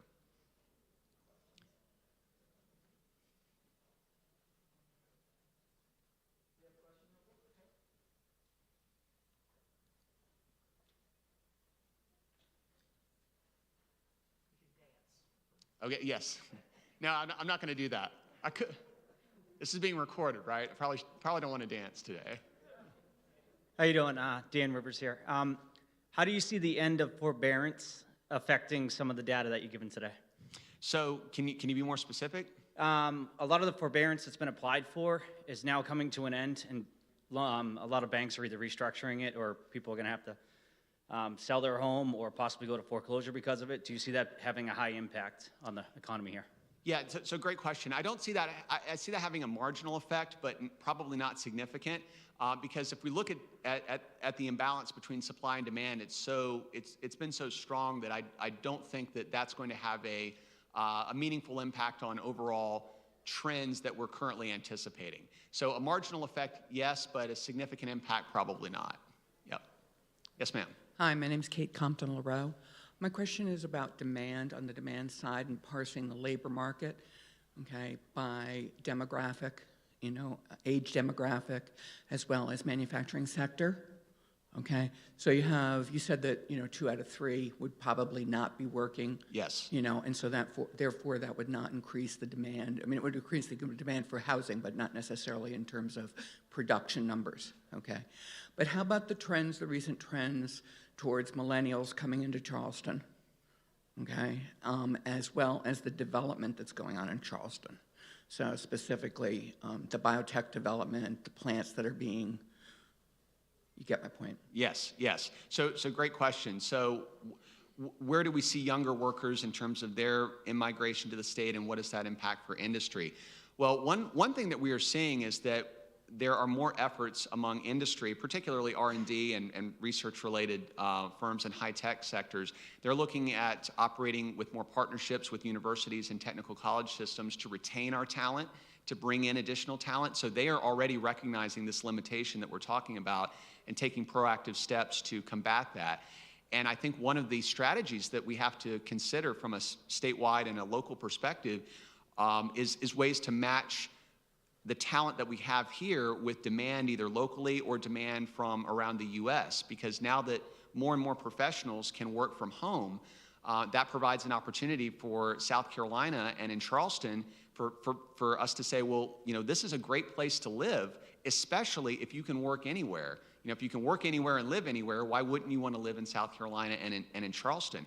And the other fact that we often lose sight of is that while Charleston seems to be an expensive market from our perspective, because we live here every day, from the perspective nationally, it's really not.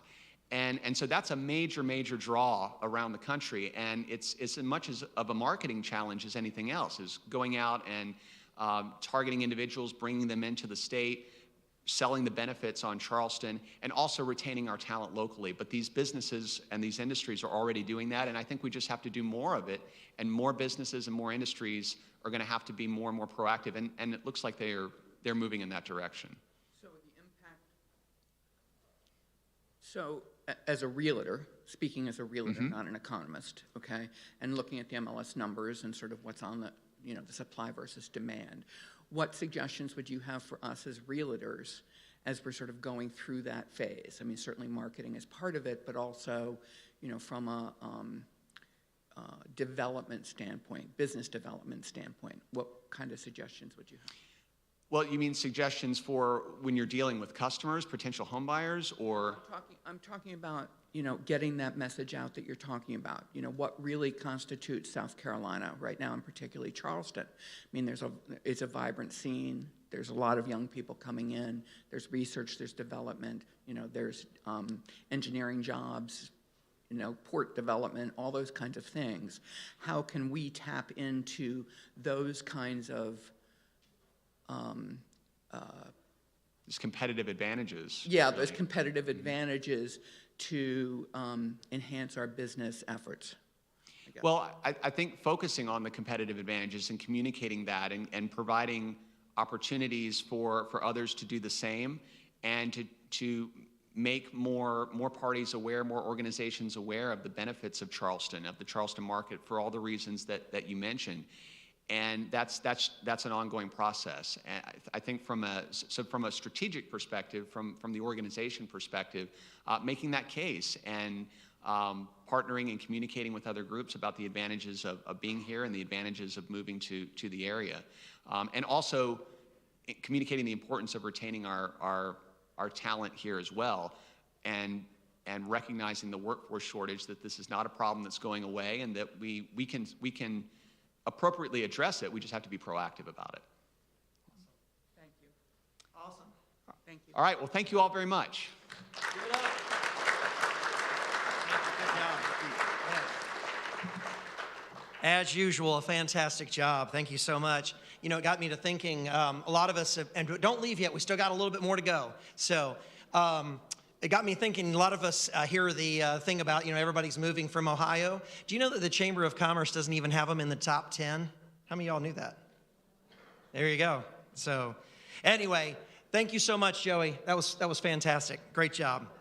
Now, I'd like to welcome those who are participating in our panel discussion to the stage. Leading our panel discussion is a good friend, CTAR and MLS past president, Corwin Millett. Corwin, where are you? Yeah, give it up. I think you got a bigger response than Rusty and me combined. That was really fantastic. Do we have the names? You're going to announce them, aren't you? Yes, sir. All right. Thank you, Mr. President. Well, look here. I appreciate the love, guys. Look here. I say I love realtors, and y'all seem to love me, too. That worked for me. Well, my name is, oh, see, this is perfect. See, this is why, this is the one little thing I miss about being past president, guys. So my name is Corwin Millett. I had the distinct honor of being president of our association in 2014 and president of our MLS in 2019, and I'm so glad to be a past president. So I have the honor today of introducing to you a panel who will talk about that housing study that we just went through a little bit ago.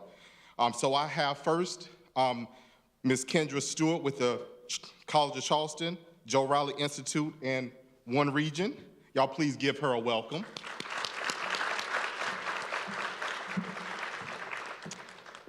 Next up, Scott Barhight with the Charleston Metro Chamber of Commerce. He is with their advocacy division.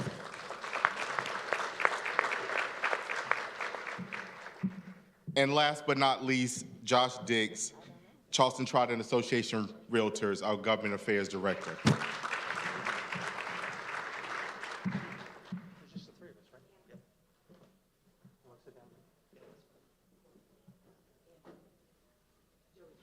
Okay, and also Joey Von Nessen is going to join us as well.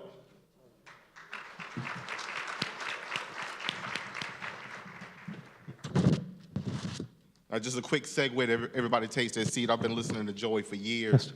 He has not led us wrong in this market. I'm pretty sure most of you guys can agree with that. So we'll go ahead and get started.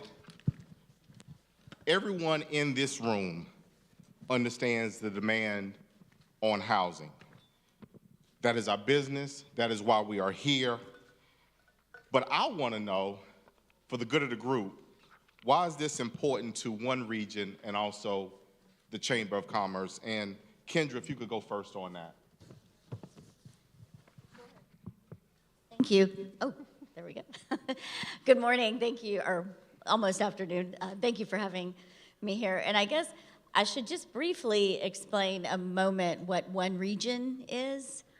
The role I'm serving right now is chair of the One Region Committee.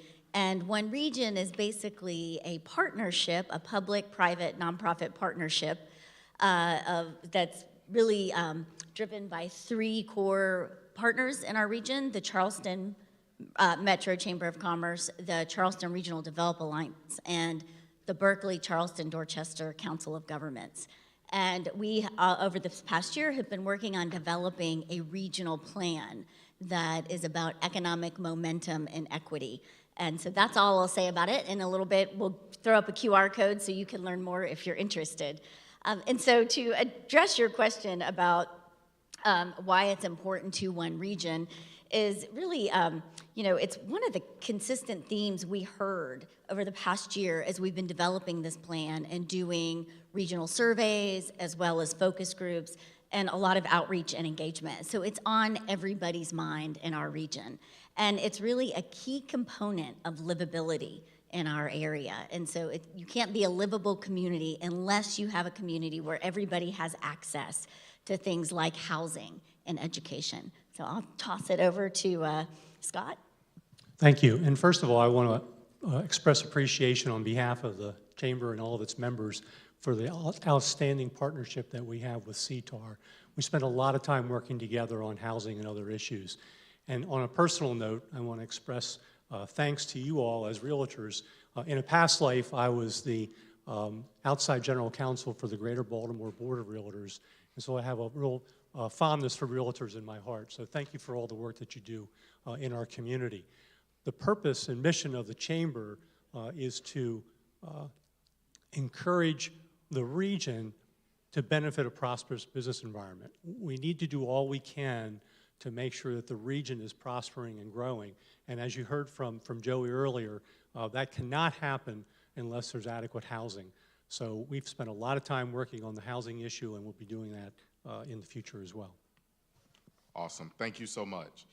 So we'll jump straight in. The study says the price of housing has gone up 43% in the last decade, but wages have not kept up this same pace. Do you think this could make us vulnerable for economic development? And we'll start this discussion off with Scott. Thank you. Well, certainly, and as Joey indicated earlier, it is going to have a drag. on the impacts in the community unless we can identify the appropriate policies to move things forward. Obviously, we're in a competitive environment, not only within the community, but across the United States and in the region. And in order to keep up with that competition, we're going to have to address housing more effectively going forward. Josh? Yeah, I think one of the things to also point out is the price of homes for sale has increased 43%. The cost of rents over the last decade has gone up 50%. We are really pricing people out over the last decade. Wages have only gone up 37%.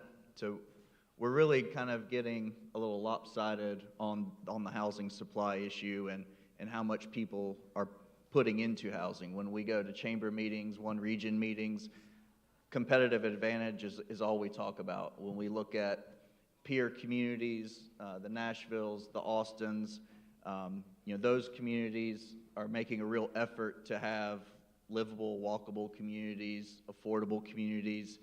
And if we want those types of jobs that are going to those markets, we need to be a little more nimble and make ourselves a little more attractive in the housing front. Awesome. Kendra? Sure, yes. And just to add a little bit onto that, we do know that economic development and recruiting businesses is very much built on the workforce we have here, and as well as the higher education that we offer in universities and colleges. And it's very difficult on that end, of course, we know the workforce challenges, but also to recruit students and serve all types of students if they can't afford to live in a community.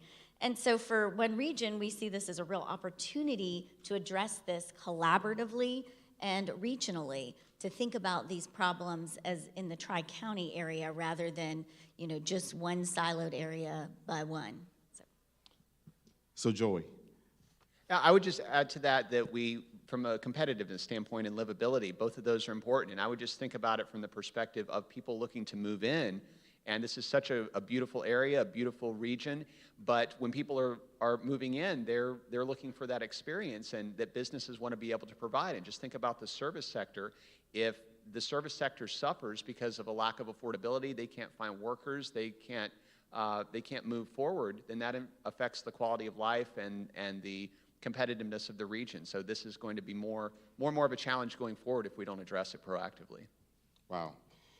So next question, the cities of Charleston and North Charleston respectively show that 44 and 45% of its residents spend more than 30% of their income on housing, which obviously we in the industry understand this makes them cost burdened.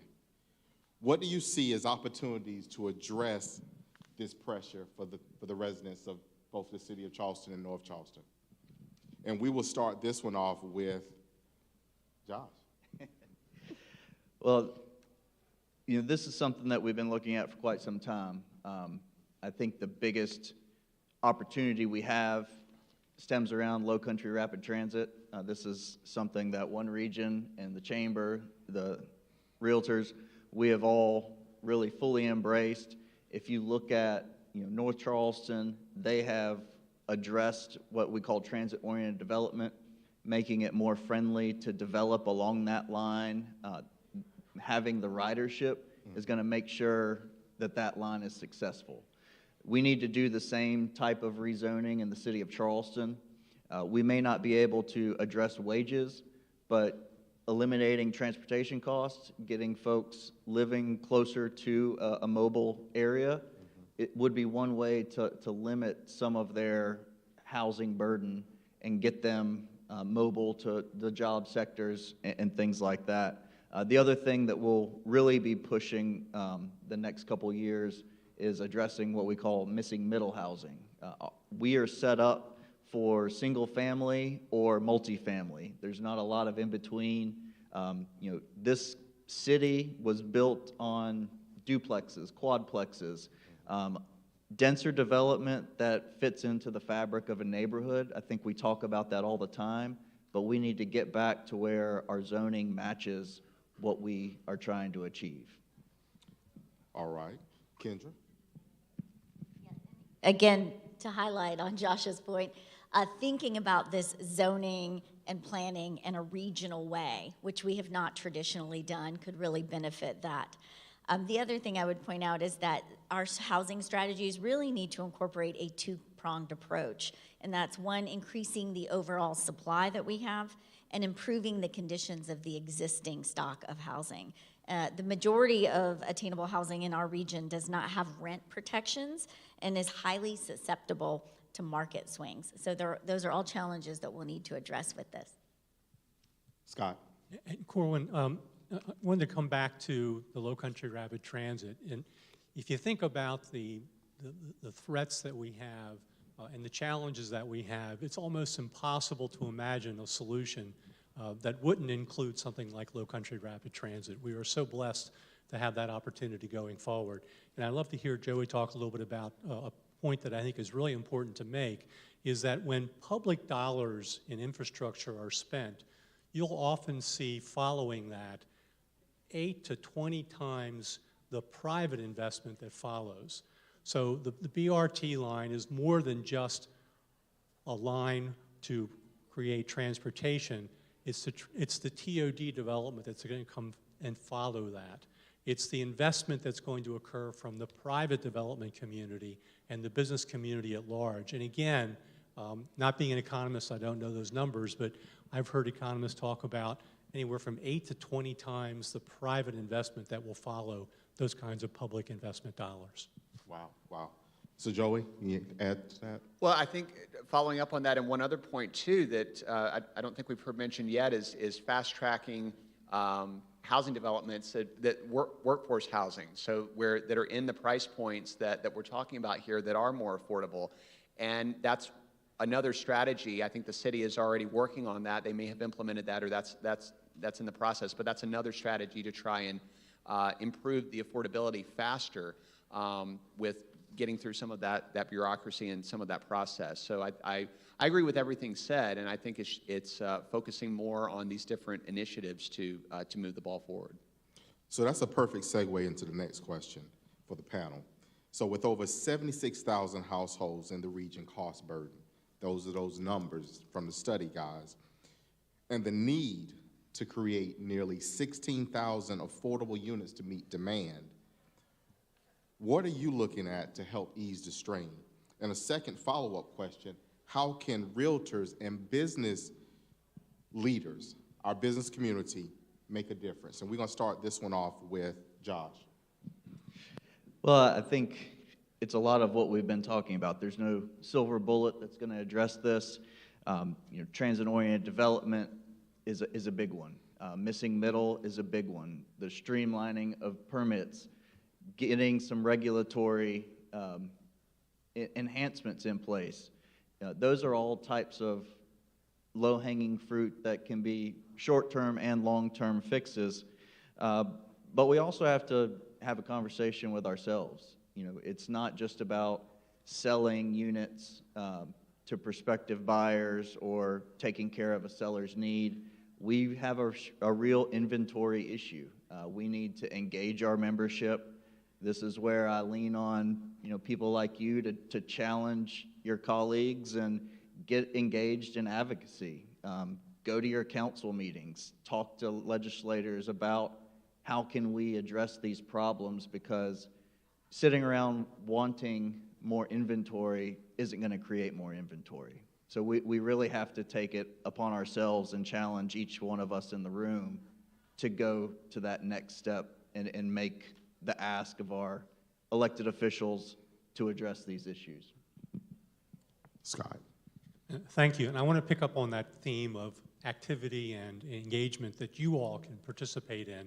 And there are actually relatively easy and effective ways that you can do that. And part of what we're working on at the Chamber is a regional housing coalition. We haven't had a first meeting yet. We already have 200 people and organizations that have indicated a desire, including CTAR, to participate. If housing is something that's important to you, and we know that it is, look for those opportunities to participate in things like the Regional Housing Coalition to make sure that you and your community and your businesses are properly represented. The last thing that I want to mention is that there's a real disconnect between those of us who understand the need for housing and how important housing is to each of our communities and to business at large, from that opinion and understanding of the common person in the street. We need individually and collectively to communicate to our neighbors and to our friends and our relatives just how important housing is to everyone and how important housing is across all levels of affordability to every community. That's a missing understanding, and we can do that job individually at the dinner table, at the cocktail party, in our churches and synagogues, as well as through collective action. So I think being a part of that public outreach to get that message across of the importance of housing generally is going to be an important part of how we move forward. Kendra? And just to build on that, we're going to put up a slide and build on Scott's point and Josh's point of engagement to engage in what we're doing right now with the One Region Plan. As I mentioned, I think we're going to put up a slide. There it is, with a QR code and the website on it. But I mentioned we've gone through a year of public engagement, and we're in the process right now of identifying priorities and strategies for our region to focus on. And I promise that housing affordability will be one of those priorities. In February, we're going to have a public outreach where we share the priorities and the strategies with everyone in our region, and we look for feedback. And we'll have a meeting that, if you're interested, go to the website and sign up, and we'll make sure that you know it'll be a virtual meeting, but you will have the opportunity on your phones or on your computer to look at what's being recommended and to rank those and to provide feedback. So we really hope to get as many people in our region participating in this so that we know what we care about here and what we should invest our time and our money in this region. And I think, you know, again, the issues I think each of you care about will be on there as well. So I encourage you to do that. Awesome, awesome. And Joey?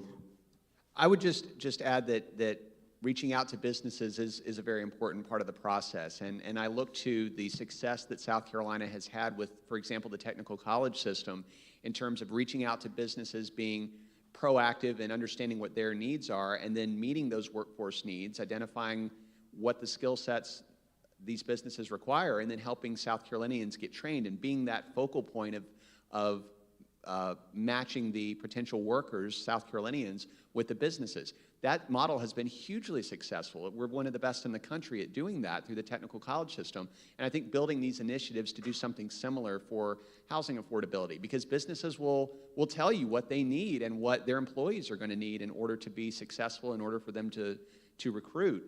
So they need to be part of that process, and we can build a similar program that can meet some of these goals. Awesome, thank you. So the last question from this study for the group: what policy recommendations, do you think we can easily achieve? And then which ones are worthy but may take more time and effort? And we'll start that off with Scott. Thank you, Corwin. We've already heard a good bit about Low Country Rapid Transit, and that's something relatively easy in the sense that in March of this year, we're going to hear whether the Federal Transit Administration is going to put up their half of the money so that we can begin that project. We have every indication that it's going to occur. We're very optimistic, but it's right on our doorstep. So in March, we'll hopefully get the good news, and in the next coming months, we're going to need to work together with the local jurisdictions to make sure that the right TOD policies, zoning and development regulations are in place so that when that public investment comes, there's the policies in place to facilitate that private development dollar that's going to follow.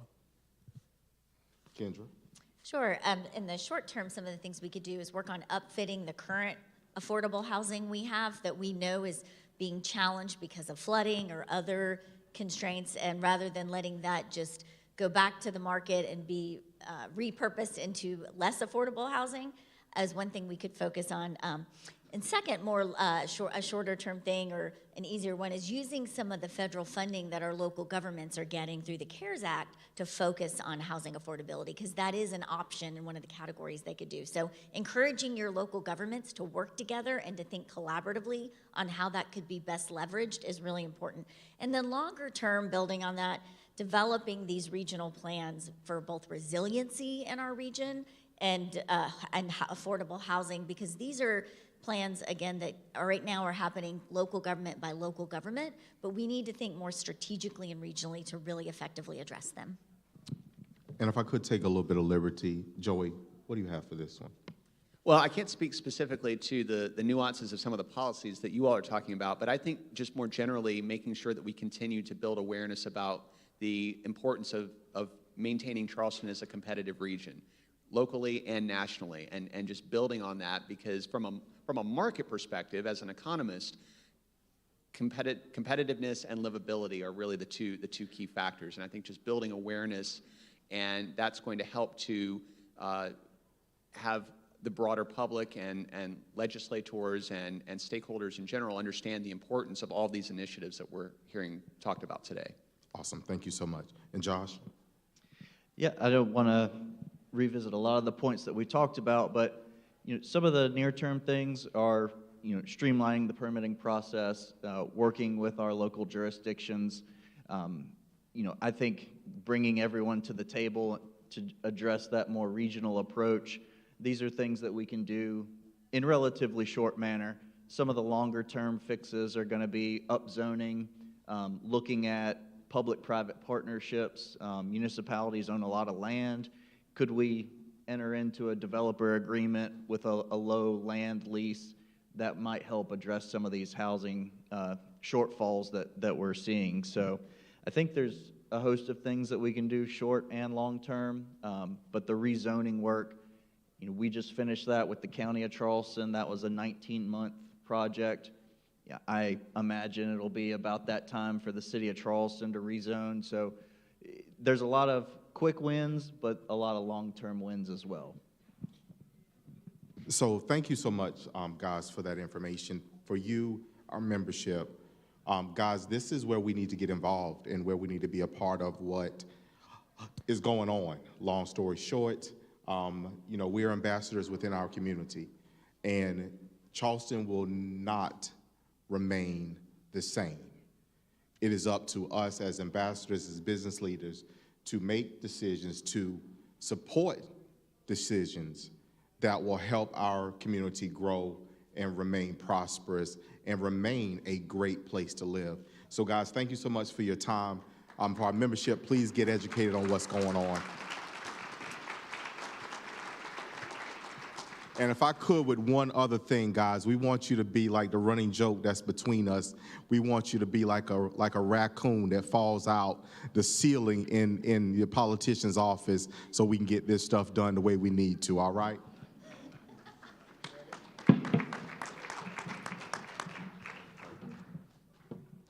Awesome.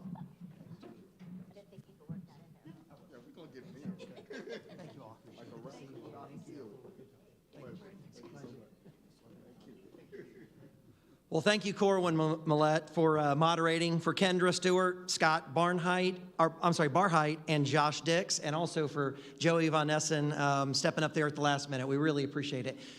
Are your brains full like mine? That's amazing. A lot of great information. I think it really helps us when we're out there talking with our clients and our customers, people who call us and want to know what's going on in our market. What an amazing thing. This is one of those events that I just will not miss. There's a lot of value, I think, that comes from this. So I would love to thank our speakers and our partners, our sponsors, all the people behind the scenes. And, I forgot to thank all the technical folks that are back here. Thank you guys for making us sound good and look good as well. We appreciate hard work that went into this. And let's give it up, too, for Trident Tech, this beautiful facility they help us use. So thanks again for that as well. So one quick study before I go, I just wanted to share with you guys, and for those of you who've heard me share this before, you can groan later, it's fine. But I read a study the other day where they said for every 3 people, one is incredibly intelligent and absolutely stunningly beautiful, gorgeous, handsome type person. So what I want you to do is look to the person on your left. Just look them over real good, real quick. And then look at the person on your right. Look them up and down, like study them real good. So, and now that you realize it is neither one of them, guess who? Y'all are beautiful people. It's awesome to stand up here and see your beautiful smiling faces. I can see your smiles through your masks, I promise. But we thank you for that. We hope to see you at our next event.